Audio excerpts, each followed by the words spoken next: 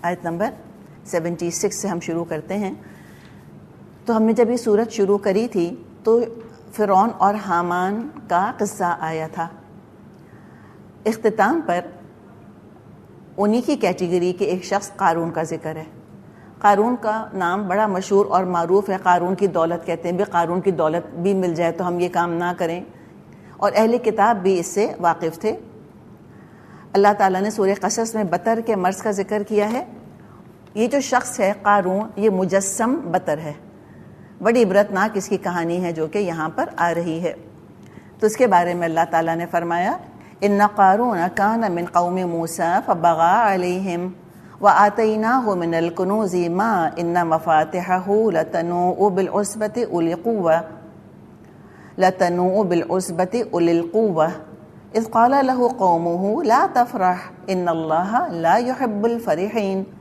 یہ ایک واقعہ ہے قارون. یہ ایک واقعہ ہے کہ قارون موسیٰ علیہ السلام کی قوم کا ایک شخص تھا. پھر وہ اپنی قوم کے خلاف سرکش ہو گیا, اور ہم نے اس کو اتنے خزانے دے رکھے تھے کہ ان کی کنجیاں طاقتور آدمیوں کی ایک جماعت مشکل سے اٹھا سکتی تھی. ایک دفعہ جب اس کی قوم کے لوگوں نے اس سے کہا پھول نہ جا, اللہ پھولنے والوں کو پسند نہیں فرماتا. تورات میں بھی قارون کا ذکر ہے. بک آف نمبرز چیپٹر 16 میں اس کا ذکر آیا ہے, اور وہاں اس کا نام قورہ آتا ہے قاف سے. قارون ہم کہتے ہیں قورہ. ادھر مختلف زبانوں میں تلفظ تھوڑا ڈیفرنٹ ہو ہی جاتا ہے. کون تھا یہ؟ اللہ نے فرمایا کہ قوم موسیٰ میں سے تھا. تو جو موسیٰ علیہ السلام اور ہارون علیہ السلام کا خاندان تھا بنو لاوی, یہ اسی میں سے تھا. اور ہمیں یہ پتہ چلتا ہے مختلف سورسز سے کہ موسیٰ علیہ السلام کا چچا زاد بھائی تھا. تو جب اللہ تعالیٰ نے موسیٰ علیہ السلام اور ہارون علیہ السلام کو نبوت رسالت سے سرفراز کیا تو حسد میں مبتلا ہو گیا, اور کچھ لوگوں کو اپنے ساتھ ملا کر موسیٰ علیہ السلام کے خلاف بغاوت کرنی چاہیے. یعنی اس کے تو انا کے اوپر بڑی زد پڑی کہ بھئی یہ کیسے رسول بن گئے. باقی دنیاوی چیزوں میں تو مقابلہ کر سکتا ہوگا, اس میں تو مقابلہ نہیں کر سکتا, یہ تو گاڈ گیون چیز ہے. تو اس نے لوگوں کو جمع کیا اور کہا جماعت کا ایک ایک آدمی مقدس ہے. یعنی کہ ہم سب اپنی جگہ بڑے امپورٹنٹ ہیں, ہم سب اپنی جگہ بڑے اچھے ہیں, اور خداوند ان کے بیچ رہتا ہے. مراد کیا کہ ہم سب کا کے ساتھ اللہ ہے.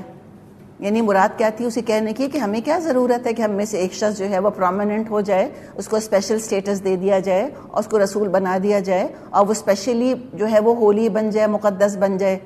کہا کہ نہیں, ایک ایک شخص مقدس ہے اور خداوند ان کے بیچ رہتا ہے. سو تم اپنے آپ کو خداوند کی جماعت سے بڑا کیوں ٹھہراتے ہو؟ یعنی موسیٰ علیہ السلام کو چیلنج کیا کہ تمہیں کہاں سے یہ حق مل گیا کہ تم اپنے آپ کو رسول ڈکلیئر کر دو, ہم تم سے کم تھوڑی ہیں. تو اصل مسئلہ کیا ہے؟ سب سے پہلے دیکھیں ایگو کا پرابلم ہے. ٹھیک ہے, تو یہ بطر کے مرض کا ہمیں اور یہاں پر تھوڑا سا انشراح اس کے بارے میں ہو رہا ہے کہ کازز کیا ہوتے ہیں. ایگوز کے بڑے مسئلے آتے ہیں, ایگو کی وجہ سے لوگ بطر کا شکار ہوتے ہیں. پھر موسیٰ علیہ السلام کے خلاف قوم کو بھی کرنے کی کوشش کری, اور ان کے خلاف جا کر فرعون کے ساتھ مل گیا. دشمن کا دشمن اپنا دوست ہوتا ہے, اور بنی اسرائیلیوں پر ظلم و ستم کرنے لگا. یعنی ہم سمجھیں نا کہ تو الٹیمیٹ براؤن صاحب جو ہوتا ہے یہ وہ تھا, فرعون کا ایجنٹ تھا. ہم نے سورت کے شروع میں پڑھا تھا کہ فرعون نے بنی اسرائیلیوں کو تقسیم کر دیا تھا, تو اس کو بھی خرید لیا ہوگا قارون کو. خوب دولت تھی اس کے پاس. کتنی دولت تھی کہ آپ دیکھیں کہ قرآن نے ملٹیپل ورڈز استعمال کیے ہیں اس کی دولت کو بیان کرنے کے لیے. کنوز, مفاتح, لتنوء, عصبہ, اولی قوہ, کتنے سارے ورڈز ہیں کہ بڑے لوگوں کی, قوت والے لوگوں کی جماعت اس کی کنجیاں اٹھایا کرتی تھی. اچھا, جب کنجیوں کا ذکر ہم کریں تو ہر زمانے میں چابی ڈفرینٹ طرح کی ہوتی ہے. آج ہم کو پتہ ہے کہ ہم تو پاسورڈ کو بھی چابی سمجھتے ہیں نا, لاک کر دیا نا ہم نے, ہم کہتے ہیں پاسورڈ ڈال دو اس کے اوپر, یعنی لاک ہو گیا. وہ کوئی ٹینجیبل چیز تو نہیں ہے جو ہاتھ میں پکڑ لیں ہم. تو آج تو یہ حال ہو گیا چابیوں کا. اسی طرح گاڑی کی چابی دیکھیں, ایک بٹن پریس کرنا ہوتا ہے, گاڑی لاک ہو جاتی ہے اس سے, رائٹ. اچھا, اس کے علاوہ اس سے پہلے کے زمانے میں جائیں تو چابی کا سائز, نارمل چابیاں آج بھی ہمیں نظر آتی ہیں, چھوٹی چھوٹی ہوتی ہیں, آدھی انگلی کے برابر فار ایگزامپل. لیکن جس زمانے کی بات کی جا رہی ہے، موسیٰ علیہ السلام کے زمانے کی بات، تو یہ چابیاں اتنی چھوٹی چھوٹی نہیں ہوا کرتی تھیں. کبھی اگر ہم پرانے قلعوں وغیرہ کو دیکھنے گئے ہوں، لاہور فورٹ جیسے شاہی قلعہ کبھی دیکھنے گئے ہوں، تو دیکھا ہے وہاں پہ آپ نے کیسا تالا ہوتا ہے، ہیوج تالا ہوتا ہے، اور چابیاں بھی جو ہوتی ہیں وہ بہت بڑی ہوتی ہیں. تو بڑی بڑی آہنی سلاخیں اور کنڈے ہوا کرتے تھے، اور پھر ان سے تالے لگائے جاتے تھے، اور پھر ان کی بڑی بڑی چابیاں ہوتی تھیں. تو چھوٹی موٹی نہیں تھی، ظاہر ہے وہ اتنی بڑی بڑی چابیاں، کنجیاں، اور ظاہر ساتھ میں تالے، اتنے بڑے بڑے وہ تالے ہوتے ہوں گے، تو چابیاں اسی حساب سے تھیں. تو یہ اس کا معاملہ تھا. اور جو فرمائے کنوز، ایک یہ نہیں کہا اللہ نے کہ کنز خزانہ تھا اس کے پاس، نہیں، طرح طرح کے خزانے ہوں گے اس کے پاس، ہیرا یا موتی یا سونا اور چاندی، اور اس کے بعد جو بھی اشرفیاں یا جس کو ہم آج کل کیش کہتے ہیں، اور زمینیں، اور اللہ ہی بہتر جانتا ہے، نوکر چاکر غلام کنیزیں، سب کچھ. تو بعض مفسرین نے یہ جو اللہ نے فرمایا کہ قوت والے لوگوں کی جماعت جھکی رہتی تھی اس کے خزانوں کی چابیوں کے بوجھ تلے، تو بعض مفسرین کہتے ہیں کہ اتنا مالدار تھا کہ کئی آدمی اس کا حساب کتاب رکھنے پر مامور تھے. کئی آدمی اس کا حساب کتاب رکھنے پر مامور تھے، ریکارڈ رکھا کرتے تھے، اور ریکارڈز تیار کرنے میں ہر روز جھکے لکھتے رہتے تھے. یہ تھوڑے سی فار فیشٹ ہے. لِتَنُوءُ بِالْعُصْبَةِ أُولِي الْقُوَّةِ. تو اگر ہم یہ کہیں کہ ریکارڈ رکھنے کی وجہ سے وہ جھکے لکھتے رہتے تھے، تو قوت کا ذکر تو نہیں آنا چاہیے تھا. قوت تو جسمانی قوت کا ذکر ہو رہا ہے نا، یعنی کہ چابیاں اٹھانے کے لیے قوت کا استعمال کیا کرتے تھے. اچھا، یہاں تک کوئی ایشو نہیں ہے. دولت اٹ سیلف میں کوئی پرابلم نہیں ہے. یہاں پر ایشو کس چیز کے اندر ہے کہ اس دولت کو لے کر رسول کی مخالفت پر آمادہ اور رسول کے دشمن کے ساتھ مل گیا. نمبر 1 ایشو یہ ہے اس کا. اور دوسرے، دولت کے ساتھ فریجائل ایگو کا ملنا. تو آپ دیکھیں نا، ریسیپی فار ڈیزاسٹر تیار ہو رہی ہے یہاں پر. دولت کمبائنڈ وتھ فریجائل ایگو، دولت combined with animosity of the profit. تو سوچ لیں ذرا کتنا زبردست کمبینیشن ہے جو کہ انسان تیار کر رہا ہے اپنے لیے، اور کوئی فائدہ نہ ہوگا. اپنی دولت پر بے حد غرور تھا، فخر تھا، قصے سناتا تھا، نمائش کرتا تھا. تو جو قوم کے عقل مند لوگ تھے انہوں نے نہیں انل منکر کیا، یہاں پر اس کی اصلاح کرنا چاہیے. اللہ کا واسطہ دیا کہ اللہ کو یہ غرور، یہ اترانا، یہ ایٹیٹیوڈ دکھانا اللہ کو بالکل پسند نہیں. تو دیکھیں دراصل ہوتا کیا ہے کہ دنیاوی نعمتوں پر جو فرح کی کیفیت ہے اس وقت ہوتی ہے جب انسان سوچے کہ یہ صرف اور صرف اس نے اپنی قوت بازو سے حاصل کی ہے. اگر تو وہ اس کو اللہ کے ساتھ ایسوسیٹ کر دینا تو فرح کی جگہ کیا چیز آئے گی؟ شکر. اور شکر کے ساتھ کیا آئے گا؟ عاجزی. اور جب فرح ہوگا اور شکر نہیں ہوگا، obviously شکر نہیں ہوگا، تو جب فرح ہوگا تو فرح کے ساتھ پھر تکبر ہوگا. یہ سب چیزیں they all go hand in hand. اور اپنی ذات کے اوپر بڑا ناز ہوگا، تو سوچا کہ میں نے خود حاصل کی ہے، تبھی تو کوئی اترائے گا اس کے اوپر. اور سوچیے کہ اس دولت کا مطلب یہ ہے کہ وہ بہت اعلیٰ ہے. دولت کو اپنی عزت کا معیار بنانا اور عزت خریدنے کا ذریعہ بنانا، یہ ہے بطر، یہ ہے فرح، یہ ہے پرابلم سارے کا سارا. نہ صرف یہ کہ دولت کا مطلب ہے کہ میں بہت اعلیٰ ہوں، بلکہ اس کا مطلب یہ بھی ہے کہ جس کے پاس دولت نہیں ہے وہ گھٹیا ہے. آپ دیکھ رہے ہیں یہ کتنا گہرا مسئلہ ہے. اور یہ بھی سوچنا کہ دنیا کی کوئی طاقت یہ نعمت اس سے نہیں چھین سکتی. اور یہ بھی پھر توقع رکھنا کہ چونکہ میرے پاس دولت ہے، لوگوں کو چاہیے مجھ سے متاثر ہوں، میرے آگے جھکیں. آپ کو سمجھ آ رہا ہے؟ وہ جو ہم نے کل بھی بات کری تھی بطر کے بارے میں، لاکھوں روپے کا جوتا یا لاکھوں کروڑوں روپے کی گاڑی یا لاکھوں روپے کا ہینڈ بیگ یا لباس ہو سکتا ہے کہ بطر کا سبب نہ بنے. کب؟ جب یہ ساری چیزیں ہم مائنس کر دیں اس کے اندر سے. استعمال کیا، اللہ کا شکر ادا کیا، اس کو اپنے اعلیٰ ہونے کا معیار نہیں بنایا، دوسروں کو پیسے کے مطابق جج نہیں کیا کہ جس کے پاس اس کوالٹی کی چیز نہیں ہے وہ تو اس قابل نہیں کہ ہم منہ لگائیں اس کو. یہ سب چیزیں اگر نہیں سوچ رہے تو بس پھر ٹھیک ہے، الحمدللہ کوئی مسئلہ نہیں ہے. لیکن یہ ایسا بہت ریئر ہوتا ہے، ویری ریئر. عام طور پہ کیا ہوتا ہے کہ پھر بطر کا مرض آ ہی جاتا ہے، اور لوگ چاہتے ہیں کہ جب ہم کوئی مہنگی چیز لے کر جائیں تو لوگ نوٹس کریں. چاہتے ہیں کہ نہیں چاہتے؟ سچ بتائیں.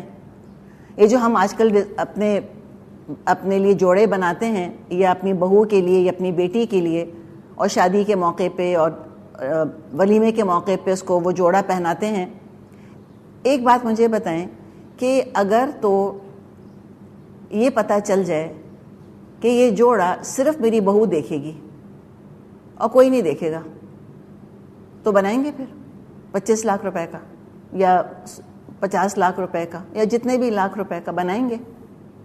ہو سکتا ہے کوئی بنائے، ہو سکتا ہے کوئی کہے کہ نہیں مجھے خالی اپنی بہو کی خوشی چاہیے، میرا دل چاہ رہا ہے میں اس کے لیے بناؤں، تو پھر بطر نہیں ہے یہ، بنائے. ٹھیک ہے، ہو سکتا ہے وہ کہیں اسرافی کیٹیگری میں آ جائے یا کچھ، وہ الگ کہانی ہے، لیکن ہو سکتا ہے کہ اللہ تعالیٰ کے ہاں پکڑ نہ ہو، ہلکا پھلکا حساب ہو جائے، یا اللہ چاہے اپنی رحمت سے حساب بھی نہ لے. ٹھیک ہے، ہو سکتا ہے کسی نے 25 لاکھ کا جوڑا بنایا تھا تو ہو سکتا ہے 1 کروڑ روپے اللہ کے نام پر دے دیے تھے اس نے. We never know, that's fine, no problem. لیکن کتنے ایسے ہوتے ہیں؟ عام طور پہ ہوتا کیا ہے کہ جب ہم کوئی چیز بناتے ہیں یا خریدتے ہیں یا استعمال کرتے ہیں یا لے کر مجلس محفل میں جاتے ہیں، ہم چاہتے ہیں لوگ نوٹس کریں، لوگوں کو پتہ چلے کہ یہ کتنی مہنگی ہے، مجھ سے پوچھیں اور امپریس ہوں مجھ سے. اگر یہ ہے پھر یہ بطر ہے، تو خود ہی جج کر لیں اپنے آپ کو. تو قارون نے چاہا، جو دولت کا ڈسپلے کیا، اس نے چاہا کہ لوگ اس سے بڑے متاثر ہوں، اور یہ بھی اس کو خیال تھا قارون کو کہ اس نعمت پر کوئی اس کا حساب نہیں لے سکتا، کوئی اکاؤنٹیبلٹی نہیں کرے گا اس کی. یعنی کہ نہ اللہ کو منعم حقیقی مانا، دا ریئل گیور اللہ کو نہیں مانا، اللہ کی بلیسنگ کو نہیں مانا، اور نہ آخرت کے حساب پر یقین تھا کہ آخرت آئے گی تو میرا کوئی حساب بھی لے گا اس کے بارے میں کہ میں نے کیا رویہ اختیار کیا تھا. لہٰذا آپے سے باہر ہوا چلا جا رہا تھا قارون اپنی دولت کی وجہ سے. تو لوگ دیکھتے رہے ہوں گے اس کا ایٹیٹیوڈ، اور آخرکار ایک دن قوم لہو قومہ، اس کی قوم نے کہا. اب ساری قوم اکٹھی ایک زبان آ کر کورس میں نہیں کہہ رہی ہوگی یہ بات. قومہ سے مراد ہے قوم کے چند سالے لوگوں نے، عقل مند لوگوں نے، تقوی والے، ایمان والے لوگوں نے اس کو مشورہ دیا، لا تفرح، مت اترا، ان اللہ لا يحب الفرحین، اللہ اترانے والوں کو، پھولنے والوں کو پسند نہیں کرتا. اچھا مجھے یہ بتائیں کہ جو قوم کے یہ لوگ تھے جنہوں نے یہ نصیحت کی، کیسے کی ہوگی؟ بیچ بھری مجلس محفل میں، ہاں، شرمندہ کیا ہوگا اس کو جا کے کہ امیجن کریں کہ ایک دن وہ آیا ہوگا اتراتا ہوا، وٹ ایور جو بھی حال تھا اس کا، جو ڈریس تھا، جو سواری تھی، وٹ ایور، سب کے سامنے کیا ہوگا؟ کبھی بھی نہیں، نیور. دیکھیں تنقید اور اصلاح کے اندر بڑا فرق ہے. تنقید صرف اپنا غصہ نکالنے کے لیے کی جاتی ہے، ایٹ ٹائمز دل کی بھڑاس نکالنے کے لیے، اور تنقید کا مقصد یہ ہوتا ہے کہ اگلے کا دل پھٹے، اس کو اذیت پہنچے، شرمندہ ہو، رسوا ہو. اس کو تنقید کہتے ہیں، اور اس کا انداز ہی الگ ہوتا ہے بالکل تنقید کا. ایک ہوتی ہے اصلاح کے لیے تنقید کرنا، ہاں، اصلاح کے اندر آٹومیٹکلی تنقید کا پہلو موجود ہے. میں بیٹھی ہوں اور میرے چہرے پہ کچھ لگا ہوا ہے اگر، اور آپ دیکھ رہی ہیں کہ ان کے چہرے پہ کوئی چیز لگی ہوئی ہے، اب آپ تنقید اور اصلاح کا مجھے فرق بتائیں ذرا. تنقید کیا ہوگی کہ سب کے سامنے ایک بات کہہ دی جائے جس سے کہ اگلے کا دل ٹوٹ کے رہ جائے، وہ رسوا ہو جائے سب کے سامنے، اس کے اندر خود ایک ری ایکشن پیدا ہونے لگ جائے. ٹھیک ہے، یہ غلط قسم کی تنقید ہے. اچھا اصلاح کیسی ہوگی بتائیے؟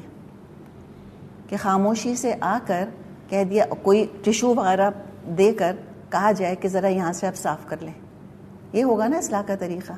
ٹھیک ہے، اصلاح کے اندر کیا ہے؟ ہمدردی ہے، اگلے کی انا کا خیال رکھا جائے گا. ہمیشہ اصلاح تنہائی میں کی جاتی ہے، چپکے سے کی جاتی ہے، خیر خواہی سے کی جاتی ہے، نرمی سے کی جاتی ہے. اگلے کا درد ہوتا ہے. دیکھیے والدین اصلاح کرتے ہیں اولاد کی, ایسے ہی کرتے ہیں نا. تو یہ جس نے بھی کہا ہوگا, یا اگر ایک جماعت گئی ہوگی اس کی طرف, تو انہوں نے اکیلے میں اس کو یہ سمجھایا ہوگا کہ دیکھو یہ تمہارا جو ایٹیٹیوڈ ہے, اور یہ ایک دفعہ غلطی پر نہیں ہوا ہوگا, لگتا ہے کہ طریقہ اس کا یہ بن گیا تھا, اترانا, دکھانا, شو آف کرنا. تو انہوں نے کہا کہ بھائی this is getting out of hand, too much ہو رہا ہے یہ. تو جا کے سمجھایا ہوگا کہ دیکھو تم یہ نہ کیا کرو, اچھا نہیں ہے. اور پھر اللہ کا احساس دلایا. یہ نہیں کہا کہ ہمیں برا لگ رہا ہے, کہا کہ اللہ کو نہیں پسند. یہ کہا اس کو کہ ہمیں کو فرق نہیں پڑتا بھائی, تم اللہ تمہارا پیسہ تم کو مبارک کرے, no issue with us. Actually تمہارا اپنا بڑا نقصان ہے اس کے اندر قارون, اپنا نقصان تم کیوں کر رہے ہو؟ اللہ کو اچھا نہیں لگتا کہ انسان اترائے. اور مزید آگے اصلاح کرنے کی کوشش کی, مزید اس کو نصیحت کی. تو دیکھیں نصیحت اور تنقید کا فرق ہمیشہ ہمیں ذہن میں رکھنا چاہیے کہ ہمیں بھی نصیحت کی ضرورت پڑتی ہے, اور اس بات کی بھی ضرورت ہوتی ہے کہ ہم کسی کو نصیحت کریں. تو کبھی پبلک فورم پہ نہیں کرنی چاہیے, پبلکلی کبھی وہ کام نہیں کرنا چاہیے. تنہائی میں بٹھا کر نرمی کے ساتھ, اور اپنے دل کو پہلے ٹٹولیں. اینگر ہے اس کے اندر, نفرت ہے, انتقامی کارروائی کرنی ہے, تو پھر وہ نصیحت نہیں ہے, پھر وہ انتقام ہے. یاد رکھیں پھر بدلہ لیا ہے آپ نے, اور بدلہ لینے کی اجازت ہے, تو بدلے کو بدلے کی جگہ رکھیں, انتقام کو انتقام کی جگہ رکھیں, اور نصیحت کو نصیحت کی جگہ رکھیں. یہ انتقام نہیں لے رہے ہیں اس سے, یہ نصیحت کر رہے ہیں, اصلاح کر رہے ہیں. کیا نصیحت کی؟ اور وَابْتَغِ فِي مَا آتَاكَ اللَّهُ الدَّارَ الْآخِرَةَ وَلَا تَنْسَ نَصِيبَكَ مِنَ الدُّنْيَا وَأَحْسِنْ كَمَا أَحْسَنَ اللَّهُ إِلَيْكَ وَلَا تَبْغِ الْفَسَادَ فِي الْأَرْضِ إِنَّ اللَّهَ لَا يُحِبُّ الْمُفْسِدِينَ. جو مال اللہ نے تجھ کو دیا ہے اسے آخرت کا گھر بنانے کی فکر کر, اور دنیا میں سے بھی اپنا حصہ فراموش نہ کر. احسان کر جس طرح اللہ نے تیرے ساتھ احسان کیا ہے, اور زمین میں فساد برپا کرنے کی کوشش نہ کر, اللہ مفسدوں کو پسند نہیں کرتا. کتنی خوبصورت دیکھیں نصیحتیں ہیں. مزید نصیحت کر رہے ہیں جو بزرگ ہیں, جو عقل مند ہیں, کہ دیکھ قارون, دولت خود اپنی ذات سے کوئی بری چیز نہیں, یہ بلکہ اچھی چیز ہے. دولت تو ہمیں تیری دولت سے کوئی حسد نہیں ہے, ہم تیری دولت کو برا نہیں کہہ رہے, بہت اچھی بات ہے. ہم یہ بھی نہیں کہہ رہے کہ تو نے حرام ذریعے سے کمائی ہے تبھی تو اتنی دولت جمع کر لی ہے تو نے, یہ بھی ہم نہیں کہہ رہے. اچھی چیز ہے, اتنی اچھی چیز ہے یہ دولت, کیسے جنت خریدی جا سکتی ہے. اللہ نے آزمانے کے طور پہ تجھ کو نوازا ہے, لہٰذا آزمائش پر پورا اترنے کی کوشش کر, اور دنیا کا حصہ نہ بھول, یعنی اس دنیا میں بھیجے جانے کا مقصد مت بھول. اور وہ کیا ہے؟ نیک اعمال کمانا. سورہ کہف میں پڑھا تھا ہم نے, الباقیات الصالحات خیر ثوابا و خیر عملا. یہ جو نیکیاں ہیں یہی تو باقی رہنے والی ہیں, یہ اچھا بدلہ دیں گی قیامت کے دن, انہی پر امید لگانی چاہیے. اور صحیح مسلم میں حدیث ہے, آپ صلی اللہ علیہ وسلم نے فرمایا, یقول العبد, بندہ کہتا ہے, مالی مالی, میرا مال میرا مال. انما لہو من مالہ ثلاث, آپ نے فرمایا اس کے مال میں اس کے لیے بس 3 ہی چیزیں ہیں. ایک کیا؟ ما اکلا فافنا, جو کھا لیا اور فنا کر دیا. تو اللہ نے منع تھوڑی کیا ہے, کمیونزم تھوڑی ہے اسلام کے اندر کہ امیر اور غریب ایک جیسا کھائیں گے, سوکھی روٹی اور دال بس. نہ اسلام نے یہ کہا ہے کہ لوئسٹ آف دا لو کے مطابق پورا معاشرہ کھائے گا, کہ اگر غریب دال روٹی کھا رہے ہیں تو سارا معاشرہ دال روٹی کھائے گا. اسلام نہیں ایسی نامعقول باتیں کرتا. اسلام ایوریج بھی نہیں نکالتا کہ جو معاشرے کا ایوریج ہے, ہائیسٹ اور لوئسٹ کو تم لو, پھر ایوریج نکالو, اور پھر تم بس اسی سٹینڈرڈ پہ رہنا. جیسے کہ ہم نے دیکھا کمیونزم جن ملکوں میں تھا, انہوں نے ایک جیسے ماس پروڈیوسڈ گھر بنا دی, کوکی کٹر گھر, کوکی کٹر ڈریسز, سب ایک جیسا لباس پہنیں گے, سب ایک جیسے گھر میں رہیں گے. کبھی اگر ہم ان ملکوں میں جائیں تو وہاں دیکھیں میلوں تک, میلوں میل, میلوں میل, میلوں میل, لٹرلی ایک جیسے گھر بنے ہوئے. آپ کو ایک سے اگلے گھر کا فرق نہیں پتہ چلے گا, same design replicated again and again and again. یہ ان نیچرل ہے. اس سے ہوتا ہے کیا ہے کہ لوگوں کے اندر ایک لوگ ڈس انسینٹیوائز ہو جاتے ہیں کہ پھر کمانے کا فائدہ کیا. نیچرل انسان کے اندر ایک فطری طور پہ یہ چیز ہے کہ میں زیادہ کماؤں تو اپنے اوپر خرچ کروں. تو اسلام تو دین فطرت ہے, اسلام نے پابندی نہیں لگائی اس کے اوپر. صحابہ میں بھی امیر صحابہ تھے, عثمان رضی اللہ عنہ, ان کا 2 منزلہ گھر تھا. اور غریب صحابہ تھے, کتنے غریب, اصحاب صفہ جیسے کہ سر چھپانے کے لیے چھت بھی نہیں تھی ان کے پاس, مسجد نبوی ہی میں چھپر پڑا ہوا تھا, اسی میں رہتے تھے وہ. لیکن کسی نے کسی کو ریزنٹ نہیں کیا, نہ کسی نے کسی کو یہ کہا کہ دولت والے, یہ مالدار لوگ یہ بہت برے ہیں, اور نہ یہ تقاضا یہ کیا گیا کہ سب ایک جیسا رہیں گے, سب ایک جیسا کھائیں گے. نہیں, تو ٹھیک ہے, زیادہ کما رہے ہو کھا لو, نو پرابلم, کوئی ایشو نہیں ہے, تمہارا ہے, تم نے کھا لیا تو یہ تمہارا حصہ ہوا دنیا میں سے, تو اچھا کھاؤ, کوئی حرج نہیں. اور دوسرا حصہ کیا ہے؟ فَلَبِسَ فَأَبْلَى, اور پہنا اور پرانا کر دیا. ٹھیک ہے, وہ بھی تمہارا حصہ ہے. تو امیر اپنے حساب سے پہنے گا, غریب اپنے حساب سے پہنے گا, نو ایشو. اور تیسری چیز کیا؟ او آتا, یا دے دیا اللہ کی راہ میں اور پھر آگے ذخیرہ بنا لیا اپنے لیے. تو دین اور دنیا کا حسین امتزاج ہے. اور یہی اس سے کہا تھا کہ دیکھو, لا تنسا نصیبک من الدنیا, اس سے 2 چیزیں آتی ہیں کہ تم اپنے لیے صدقہ جاریہ بناؤ اپنے ڈھیروں ڈھیر پیسے سے, یہ ہے دنیا میں نصیب تمہارا. نمبر 2 کہ تم کو ہم تھوڑی کہہ رہے ہیں کہ تم اچھا کھانا, اچھا پینا, اچھا پہننا, اچھی سواری چھوڑ دو. جیسے آج ہم کہیں کہ ہم تھوڑی کہہ رہے ہیں کسی امیر انسان سے کہ تم گاڑی بیچ دو اور تم سائیکل خرید لو. نہیں, یہ تو نہیں کہا جا رہا. جو اللہ نے تمہارے نصیب میں لکھا ہے, زیادہ پیسہ تمہارے پاس ہے, زیادہ اچھا گھر, زیادہ اچھی سواری, زیادہ اچھا لباس حاصل کرنا چاہتے ہو, کوئی مسئلہ نہیں ہے. تو اسلام نے بھی دیکھیں ہمیں یہی بات بتائی ہے. اور حدیث کے اندر یہ 3 چیزیں آ گئیں کہ کھا لیا اور ختم کر دیا, پہن لیا پرانا کر دیا, اللہ کی راہ میں دے دیا, ذخیرہ کر لیا. پھر آپ نے فرمایا اس کے سوا جو کچھ ہے وہ لوگوں کے لیے تو چھوڑ کر جانے والا ہے, یا انسان چھوڑ کر جانے والا ہے, باقی لوگوں کے وہ وارث ہو جائیں گے. اور یاد کیا دلایا کہ احسن کما احسن اللہ الیک, اس طرح احسان کر لوگوں پر جیسے اللہ نے تجھ پر احسان کیا ہے. تو خود اس قابل نہیں تھا, تو مستحق نہیں تھا, تو اب تو بھی خلق خدا میں سے غریبوں کو, محروموں کو, مانگنے والوں کو, مستحقین کو دے, تاکہ پیسے کی گردش ہو, تاکہ اس پیسے سے لوگوں کے مسائل حل ہوں. تو حقیقت میں تو اللہ کے ہاں محسنوں میں شمار کیا جائے گا, تو محسن ہو جائے گا. یہ نہیں کہا کہ اچھا تم اتنے بڑے گھر میں رہتے ہو نا, تم تو کبھی بھی محسن نہیں ہو سکتے. سلیمان علیہ السلام محل میں رہتے تھے, ہم نے پڑھا ہے نا سلیمان علیہ السلام کے محل کا حال کیسا تھا, فرش اس کا, کہ ملکہ سبا جیسی اتنی عظیم الشان سلطنت کی ملکہ, وہ بھی سمجھیے کہ جیسے پانی ہے, حالانکہ شیشوں کا صحن بنا ہوا تھا. سوچیں, اندازہ لگائیں کیا آرکیٹیکچر ہوگا, کتنا خوبصورت ہوگا. لیکن بطر تو نہیں آیا, فخر تو نہیں آیا, غرور تو کوئی نہیں آیا ان کے اندر.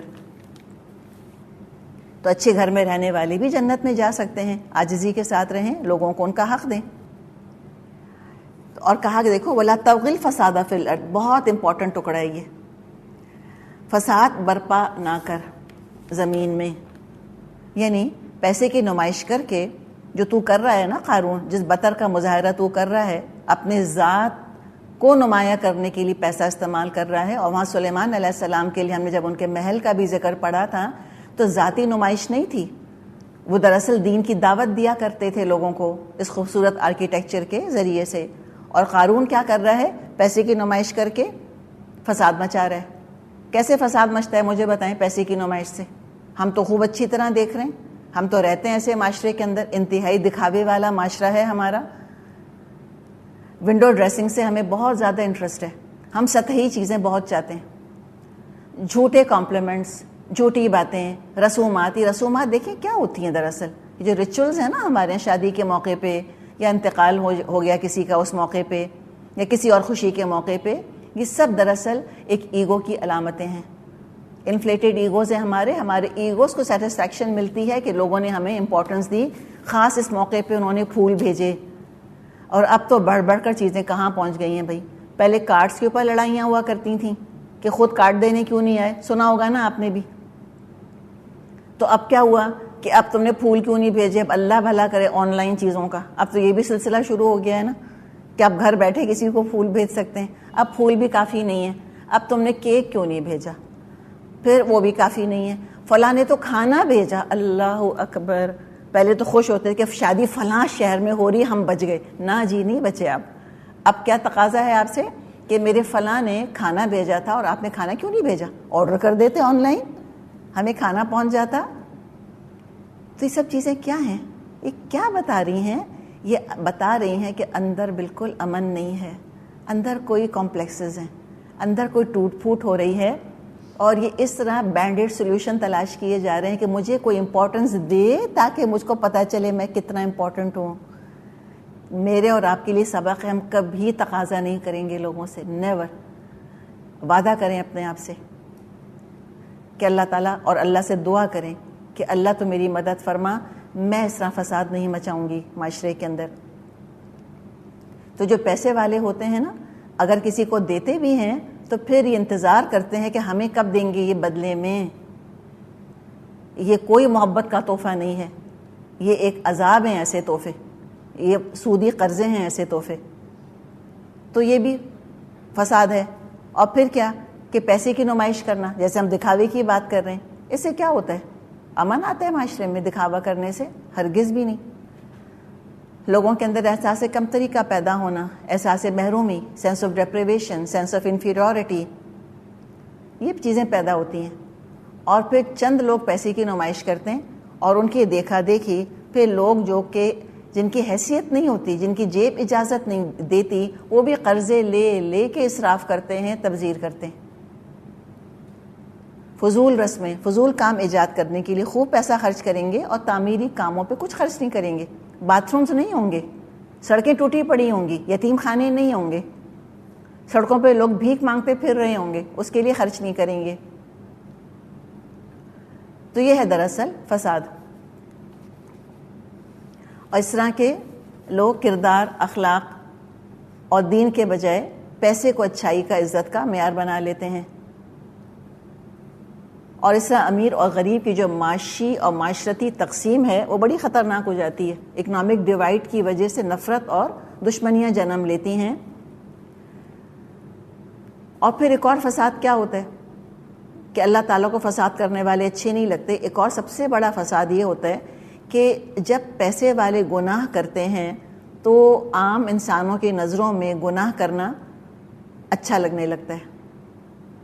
لوگ گناہوں کو اچھا سمجھنے لگتے ہیں, کہتے ہیں بھئی پیسے والے, عزت والے, امیر لوگ یہ کام کر رہے ہیں تو اچھا ہی ہوگا. عوام تو کل انعام ہوتے ہیں نا, جانوروں کی طرح ہوتے ہیں, وہ تو آنکھ بند کر کے چل پڑتے ہیں کسی کے پیچھے بھی.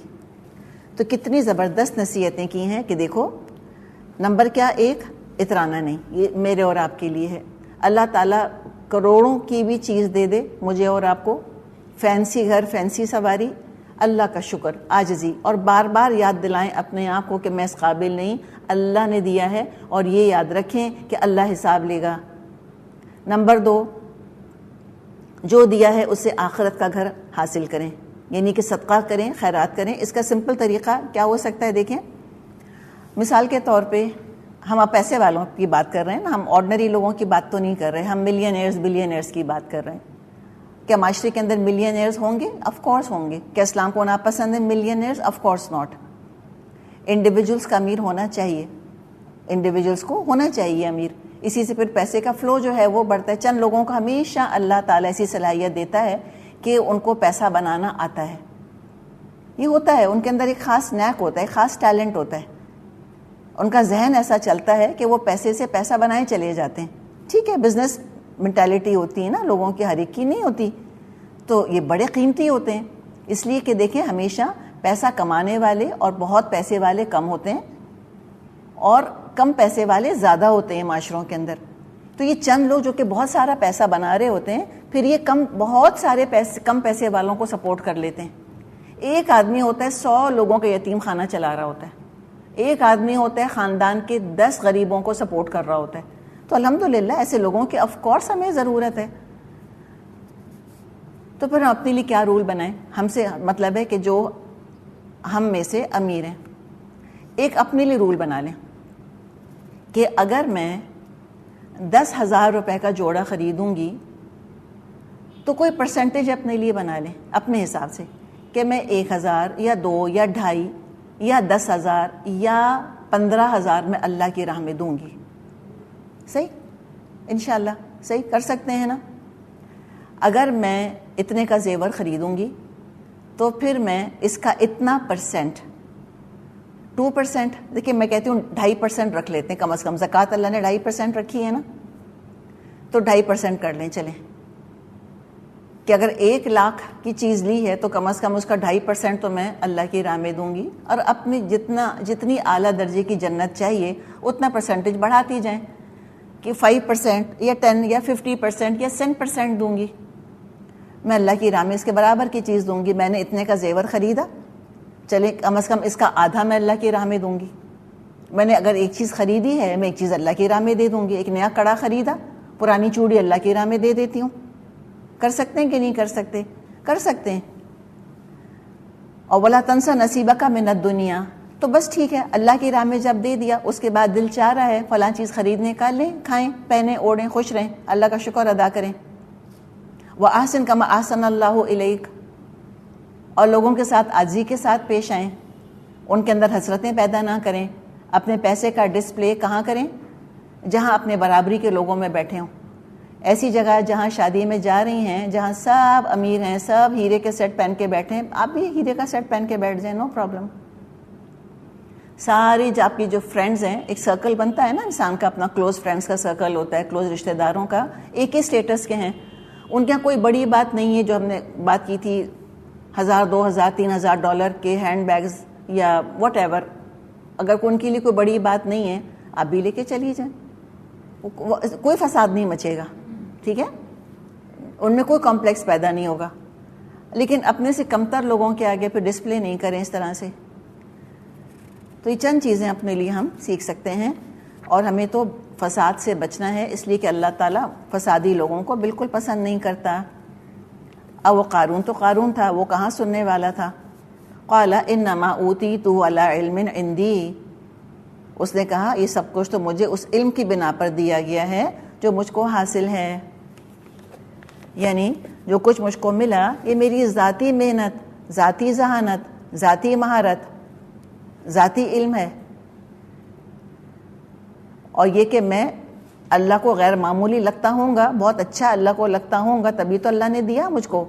یعنی کیا کہا اس نے کہ اللہ کا کوئی احسان نہیں، آئی ڈیزرو اٹ، انما اوتیتہ علی علم عندی، میری کوشش ہے ساری. اب اللہ تعالیٰ کا تبصرہ ہے اس کے اوپر. فرمایا اولم یعلم، کیا وہ جانتا نہیں تھا؟ یعنی جانتا تھا. اولم یعلم سے مطلب جانتا تھا. ان اللہ قد اہلک من قبلہ من القرون من هو اشد منہ قوة واکثر جمعا ولا یسأل عن ذنوبہم المجرمون. کیا اس کو یہ علم نہ تھا؟ اللہ اس سے پہلے بہت سے ایسے لوگوں کو ہلاک کر چکا ہے جو اس سے بہت زیادہ قوت اور جمعیت رکھتے تھے. مجرموں سے تو ان کے گناہ پوچھے نہیں جاتے. پیسے نے ایسا اندھا کر دیا اس کو کہ تاریخ کے اسباق جانتے ہوئے بھی انجانا بن گیا، دیکھتے ہوئے بھی اندھا بن گیا. ظاہر بنی اسرائیل میں سے تھا نا، اس کو پتا تھا کہ پچھلی تاریخ کیا گزری ہے، عاد اور سمود اور قوم نوح کی تاریخ کیا، اس کو علم ہوگا. اللہ نے بڑی بڑی دولت مند سلطنتوں کا تختہ الٹ دیا، ان کی دولت کچھ کام نہ آئی ان کی. اگر دولت مند ہونا اللہ کے ہاں چہیتا ہونے کی دلیل ہوتی تو پیسے والوں پر عذاب کیوں آتا؟ وہ بڑے طاقتور بھی تھے لیکن اللہ کے پکڑ سے نہیں بچ سکے. اللہ کا قانون ٹرانسگریس کیا تھا انہوں نے، اس لیے اللہ نے ان کو پکڑ لیا. تو اب ہمیں کیا پتہ چلا؟ بہت امپورٹنٹ سبق میرے اور آپ کے لیے، کہ شرک یا قتل ناحق یا شراب یا زنا صرف یہی کبیرہ گناہ نہیں ہیں، بلکہ پیسے کے بارے میں ارسپانسبل بیہیویئر اختیار کرنا، اترانا، دکھانا، یہ بھی بہت بڑا گناہ ہے. یہ بھی کرائم ہے اللہ کی نظر میں، جرم ہے اللہ کی نظر میں. پیچھے بھی ہم نے پڑھا تھا کتنی بستیاں جو کہ اترائی تھیں. کدھر گئی وہ آیت؟ ذرا ہم نکالیں تو صحیح اس کو. آیت نمبر 58، وَكَمْ أَهْلَكْنَا مِنْ قَرْيَةٍ، ہم نے کتنی بستیوں کو ہلاک کر دیا. کیا گناہ لکھا ہے اللہ نے؟ زنا کی وجہ سے، شراب کی وجہ سے، جوئے کی وجہ سے نہیں. بطرت معیشتہا، اپنی معیشت پر اترا گئے تھے وہ لوگ. تو یہ اتراہٹ سے اللہ تعالیٰ بچائے. تو فرمایا کہ اس کی وجہ سے کتنی قومیں ہلاک ہو گئیں، اور مجرموں سے ان کے گناہوں کے بارے میں پھر اللہ پوچھتا تھوڑی ہے، بس پھر تو سزا آ جاتی ہے. کتنا سمجھا دیا، کتنا بتا دیا، نہیں سمجھنا تھا. ایسے عقل پہ پردے پڑ گئے تھے دولت کے، کچھ سمجھ نہیں آیا. اب کیا ہوا؟ فخرج علی قومہ فی زینتہ، ایک روز اپنی قوم کے سامنے اپنے پورے ٹھاٹ باٹ سے نکلا. فی زینتہ، ڈوبا ہوا اپنی زینت کے اندر. یہ جو کھوکھلے لیڈرز ہوتے ہیں، یہ انہی پراپس کے ذریعے عوام پر روب جمانے کی کوشش کرتے ہیں. ان لیڈرز کو پتہ ہوتا ہے نا کہ ان میں اخلاق، کردار، اعمال، ذہانت کی کوئی اسٹرینتھ نہیں ہے، تو پھر وہ اس دولت کے ولگر، پاور کے ولگر ڈسپلے سے عزت خریدنے کی، لوگوں کو امپریس کرنے کی کوشش کرتے ہیں. عمر رضی اللہ عنہ کو کوئی ضرورت نہیں تھی. کیسے جاتے تھے؟ اس کر و فر سے نکلتے تھے کیا لوگوں کے درمیان؟ نہیں. ہی ڈنٹ نیڈ دیٹ، ان کو ضرورت نہیں تھی. لیکن جو یہ ہالو قسم کے لیڈرز ہوتے ہیں، یہ اپنی شان و شوکت کے ایسی کر و فر کے مظاہرے کرتے ہیں، اور ہم اس کے ڈسپلیز دیکھتے ہیں. کیا دیکھتے ہیں ہم؟ بتائیں ذرا. کوئی لیڈر جا رہا ہے، سڑکیں بند، ٹریفک رک گیا سارے کا سارا، آگے پیچھے سائرن بجاتی مہنگی مہنگی گاڑیاں، اور اس پہ روب دار قسم کے گارڈز، اور آگے پیچھے سائرن بجاتی گاڑیوں کے بیچ میں جگمگاتی کروڑوں کی گاڑی میں سوار ہو کر کوئی کہیں سے کہیں جا رہا ہوتا ہے. اب جب مظاہرے ہوتے ہیں اس طرح کے، تو جو ہلکے قسم کے لوگ ہوتے ہیں، سپرفیشل لوگ ہوتے ہیں، وہ بہرحال اس ڈسپلے سے، اس پاور ویلتھ کے ڈسپلے سے متاثر ہوتے ہیں. تو وہ نکلا اپنی قوم میں پوری طرح اپنی زینت میں غرق ہوا ہوا، بڑے تام جھام سے آگے پیچھے نوکر چاکر ہٹو بچو کی صدائیں لگاتے ہوئے. کیا سواری ہوگی. ہم نے تصویروں میں دیکھا ہے نا، جیسے مغل بادشاہ ہوتے تھے، ان کے ہاتھی ہوتے تھے، اور ہاتھیوں کو سونے کے کیسز پہنائے ہوئے ہوتے تھے، اور اس کے اندر قیمتی جواہرات لگے ہوئے ہوتے تھے. جو بھی کچھ ہوگا. اب کیا ہوا؟ قال الذین یریدون الحیات الدنیا، جو لوگ حیات دنیا کے طالب تھے، وہ تو سخت کمپلیکس کا شکار ہو گئے. کہنے لگے یا لیت لنا، ہائے کاش ہمارے لیے بھی ہو، کیا مثل ما اوتی قارون، کاش وہی کچھ ہمارے پاس ہو جو کہ قارون کو ملا. انہ لذو حظ عظیم، یہ کتنے نصیبے والا ہے. ہائے ان کی ٹھنڈی سانسیں تو محسوس کریں، حسرتیں، کیا آہیں بھری ہوں گی کہ ہائے ہمیں بھی ملے. ہمیں ملتا پیسہ، ہم بھی ایسے ہی دکھاوا کرتے، ہم بھی ایسے لوگوں کے سینوں پر مونگ دلتے، ہمیں دیکھ کے ایسے ہی لوگوں کے سینوں پہ سانپ لوٹتے، ہمیں دیکھ کے لوگ حسرت میں مبتلا ہوتے، ان کے دل حسرتوں کا قبرستان بنتے. تو یہ جو لوگ ہیں جو یہ حسرتیں کر رہے ہیں، اللہ کے ہاں مجھے بتائیں ان کا کیا درجہ ہوگا؟ بالکل قارون والا. ان کو ملتا، یہ یہی کچھ کرتے، تو اسی کیٹیگری میں جائیں گے. اچھا جی، اب ایک اور کیٹیگری. وقال الذین اوتوا العلم، مگر وہ جو علم والے تھے. کس کا علم تھا؟ دین کا علم. انہوں نے کہا ان حسرت کرنے والوں سے، ویلکم، افسوس تم پر. کیا ہو گیا تم کو؟ ویک اپ، ہوش میں آؤ، کیسی باتیں کر رہے ہو. ثواب اللہ خیر لمن آمن وعمل صالحا، اللہ کا ثواب بہتر ہے اس شخص کے لیے جو ایمان لائے اور نیک عمل کرے. تو دیکھیں یہ ایمان کا سب سے بڑا فائدہ کیا ہوا؟ ایمان والے نیت سیر ہوتے ہیں، ہلکے نہیں ہوتے. دنیا کی چیزیں دیکھ کے ان کی رالیں نہیں ٹپکتی رہتی، بطر کا مرض نہیں لاحق ہوتا ان کو، پرسکون ہوتے ہیں. لیکن یہ ایمان اور عمل صالح کی دولت ہر ایک کو نہیں ملتی. وَلَا يُلَقَّاهَا إِلَّا الصَّابِرُونَ، اور یہ دولت نہیں ملتی مگر صبر کرنے والوں کو. یہ جو سمجھدار لوگ تھے قوم کے، بنی اسرائیل کے، انہوں نے جب یہ دیکھا، یہ ولگر ڈسپلے آف ویلتھ دیکھی انہوں نے، تو ان کے اندر ریولژن پیدا ہوئی، ڈسگسٹ پیدا ہوا، کراہیت پیدا ہوئی یہ دیکھ کر کہ کیا تماشا لگایا ہوا یہ. اور لوگوں کو دولت کے مظاہرے کے ٹرانس سے، سحر سے باہر نکالا کہ افسوس تم پر، ان چیزوں سے امپریس ہو رہے ہو، یہ بیہودہ تماشے دیکھنے کے لیے جمع ہو رہے ہو، نظر کیوں جمائی تم نے ان چیزوں کے اوپر؟ اس قابل بھی نہیں کہ انسان دیکھ کر اپنا ٹائم ضائع کرے۔ اس وقت کو جو بڑا قیمتی وقت ہے، اصل دولت وقت ہے، اس کو نیکیوں میں لگاؤ۔ اللہ کے پاس جو ہے وہ ایمان والوں اور اچھے عمل کرنے والوں کے لیے اس سے بھی بہتر ہے جو قارون کو ملا۔